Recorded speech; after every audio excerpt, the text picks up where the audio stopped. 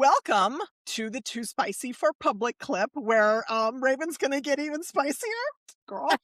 Okay, let's talk about the elephant in the room. We danced around it a little bit in the main episode. Sales lies about pipeline. I can say that from the sales perspective. I love them, but there's a lot of fluff in there. And before every sales leader gets mad at me, it's not your fault. So we're going to talk about why salespeople keep dead deals in the pipeline instead of just being honest. So I will go first.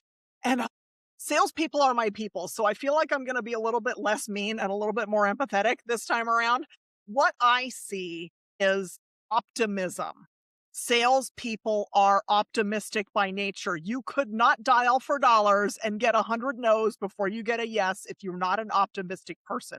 So I think sometimes their optimism clouds their reality, and there's things in the pipeline that are dead deals, but in their little sales heart, it's not dead. He told me he liked the product. We talked about football. So where I think is that it's not a salesperson problem, it's a coaching problem, and it's a systems problem. So I will say, and then I'll let you guys go, coaching up on ruthlessly qualifying deals. Like, who's allowed in the pipeline? I have a whole thing about that we're not going to get into today. But also giving them, what did I say?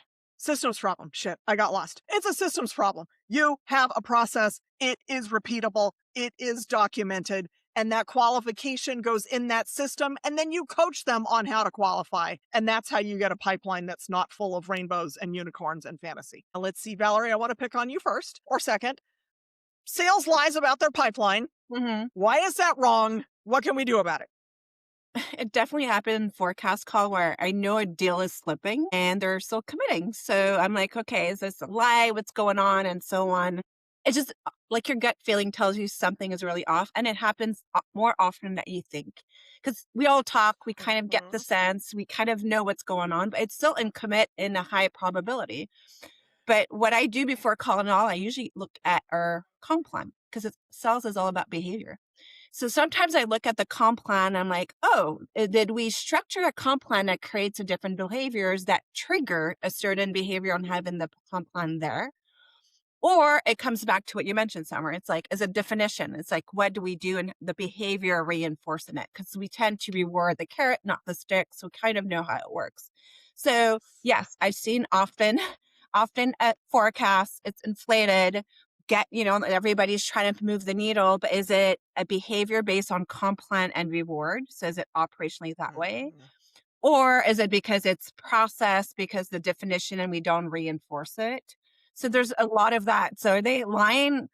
I think it's all about alignment on, again, maybe definition and behavior, but definitely I've seen it often. So mine's saying when I support sales, I do ask the questions and I do double check how we reward the behavior. We do not have time for comp strategy, but I'm forming a panel in my mind because I had a CFO on earlier this year and we talked about comp strategy. So look out for the email. Okay. I want, before I have Raven's take, like, give me real punchy, the top 2, maybe 3 red flags when you're in a forecast meeting, when you're like, ooh, this is bullshit. What are the red flags for you, Valerie? Like when somebody's like, oh, this is totally going to close this week. And you're like, girl, no. It depends. If you look at good enterprise deals, it's going to close. You're like, yeah, where's the PO? Where's the confirmation? Like you could actually look at what's going on. Where's your SOW? Where it is, it's obviously. So these are the ones, your outlier deals that you know right away. And the other one is like, you just ask a direct question. What's your level of confidence? Because that puts their accountability. If you think about like everybody has their own, they're like, yes, instant commit. But if you flip it around to them and their personal values and you say, well, what's your level of confidence on it? They're not going to lie. So it's a question of making sure you're asking the right questions to double click. So for me, it's confidence level. And making sure you have proof behind it, or just show me a what, or you say it's going to close, but why? Like, what's the triggers? What did you see to the close? Is it a call? They're going to just tell you like what make you sure that it's going to commit. So then you can make your own decision or validation, because that's where we add judgment. And it doesn't make sense if the manager adds judgment, everybody adds judgment, it becomes this other big bucket where that's another podcast of itself. But to understand the root cause, I'm like, what's going on this deal? What's the double click? What tells you is coming? Like, help me understand how you see it. And then from there, we could, take Yeah. action. I'm glad you brought it to the why, because I will tell you from a sales perspective, they are always confident in their deal. And they will tell you that they're always confident in their deal because they're optimistic. So it's like, why are you confident? What is the trigger? What is going to make it close this time when it didn't close last Or quarter? it's The why timing, is right? super important. Or it could be timing. Like, yes, it's going to close, but do you think it's going to close in the next 10 days or 20 days? So just kind of ask a question that will trigger any And impact how on do you know outcome. that? Show me the proof, right? Show me that so I can show you the money. Totally. All right, Raven. Sales folks are lying about their pipeline. What's up with that? Why and what can we Um, do about it? why they're lying is because they, one, fear. Two, I'm glad you brought up the comp plan. Work with your people team on how you roll comp plans out and how that makes it work. And you brought up they always leave the people team with comp plans. Let the people team in there and be strategic.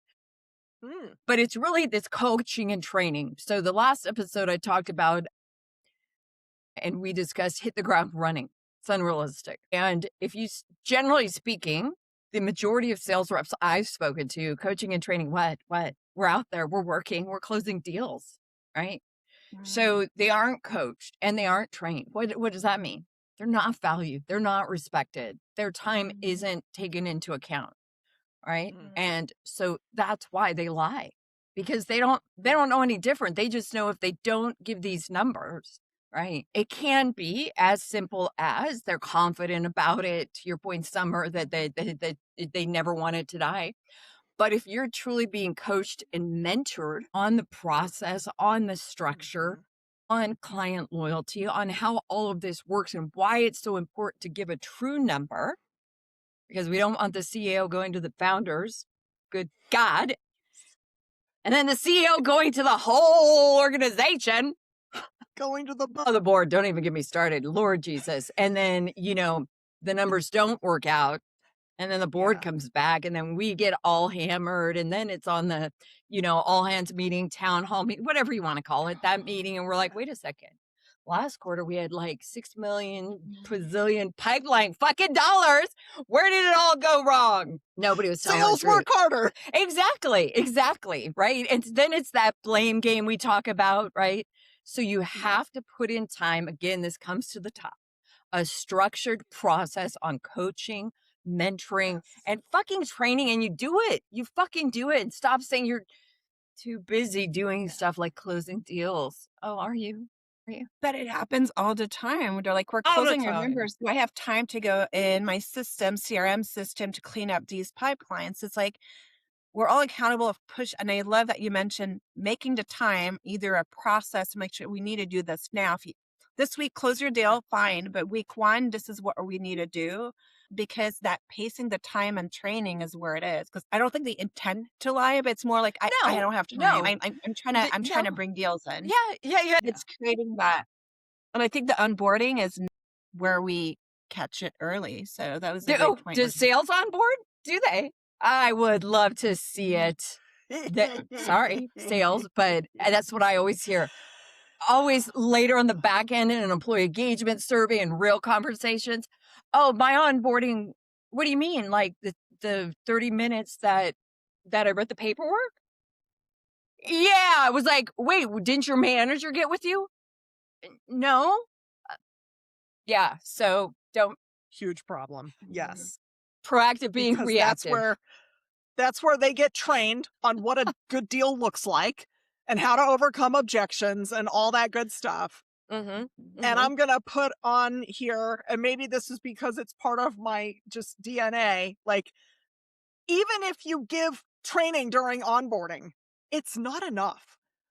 Continuous coaching is what salespeople need, especially now when buyer behavior changes so rapidly. Mm-hmm. If somebody's been on the team a couple years and they got training during onboarding, those skills are already rusty and they haven't kept pace. So a lot of times the onboarding and training gets put on the leader, And in growth stage orgs, that sales leader might be carrying a bag. They might also be handling customer success. They're in all kinds of meetings. They don't always have time. So I will tell people, like, get a coach. Just outsource the coaching if you have to, but regular coaching, they absolutely need. And then, uh, go ahead, because I I've have heard one extra thing that I'll leave with. Go ahead. yes, all the fucking time. All the fucking time. Oh, we've made the decision, executive decision. Sales isn't going to be in training. They're busy closing deals. So they haven't fucking been in training for a year. And then what happened? Then what? Who does that? Stop it. Stop it. Yeah, they do have time for training because maybe it's just, it could be an hour a week, It's What are we 45 talking minutes about? a week. somewhere. Like it's going to pop up. Somewhere. You'll get in the forecast call, and the numbers won't align, and then everybody's going to be pushing of what this means and what it is, and then it's going to trickle down. So there's no winners at the end of the day. So Nope. Yeah. Yeah. mhm. And one of the things that you learn in sales coaching is that the buyer is lying more than the salesperson. The salesperson is being faithful and they're telling you what they were told. Yeah. The buyer is the one who lies. Oh, we're so interested in this software. Great. We'll sign up next week. Just send us the contract. And meanwhile, they have no intent, and then they just go nowhere. And that salesperson is just believing them sometimes. So that's the Mhm. things that you get coached up on in sales coaching, is how to know when the buyer is lying. Yes. Mm. Because they do. Yes. Yes. And then that saves the employee from all of this Mhm. stuff. It saves the Mhm. manager. It saves the CRO from the blame game, the infighting, all of these different things.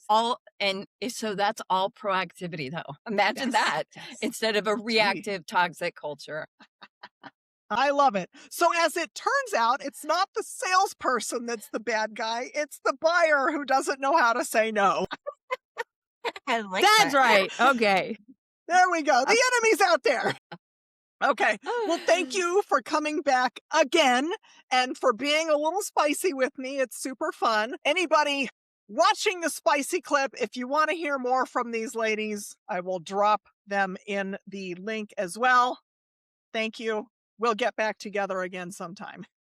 Thank you. Loved it. you. Anytime. I'd love to be on the show. Yes. Thank you. That was great.